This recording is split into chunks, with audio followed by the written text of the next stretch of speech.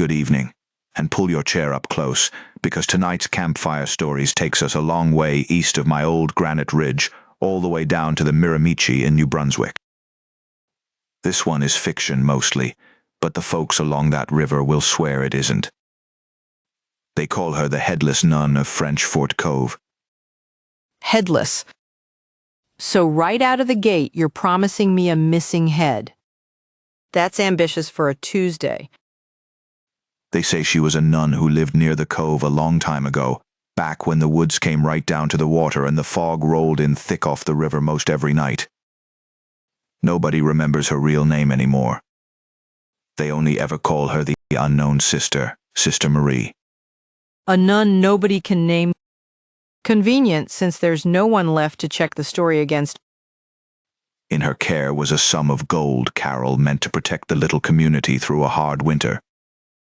Sister Marie was afraid of thieves, so she took that gold out into the woods one misty evening and hid it somewhere along the cove, and she told not a single living soul where. Sensible woman. That's more or less what I do with the good chocolate. But word gets around, and a greedy man heard there was gold, and he came to her door demanding to know where she'd buried it. She refused him. She kept refusing even when he threatened her, because she'd promised to protect it. Let me guess. He did not respond to that boundary in a healthy way. He didn't. In a rage, he murdered her there by the cove, and when she still would not tell him even at the end, he cut off her head, thinking maybe the answer was hidden on her somehow. He searched all night, and he found nothing. The gold stayed buried, and her head was never, ever recovered. Okay, that landed heavier than I expected. So he killed her and got exactly nothing. Exactly nothing. They buried what was left of her, but a person can't rest easy, missing a head and carrying a secret. And ever since that night, on the misty evenings, folks walking the path at French Fort Cove say they see her. See her how, Marty? Because I want to know precisely how nervous to be.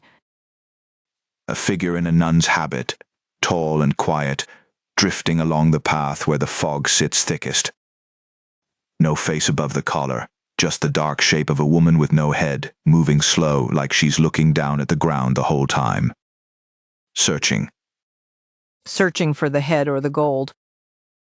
Both, they say. Bending along the ditches and the roots, feeling for the head that was taken from her, and for the gold nobody ever dug up. And here's the part the river people lower their voices for. If you meet her on that path, she'll stop, and she'll turn that empty collar toward you and wait. Wait for what exactly? For you to tell her where it is. As if after all these years, maybe you're the one who finally knows. And a fellow told me that last autumn he was out at the cove near midnight, the fog so thick he couldn't see the water, and he heard footsteps on the gravel that weren't his own. All right. That's a real detail, and I don't care for it. He stopped. The footsteps stopped. He looked up the path, and there in the mist stood a tall, dark shape in a habit, no head above the shoulders, standing perfectly still and turned right toward him, waiting for him to speak. And of course he ran, so nobody ever gets to the end of these. He ran, Carol.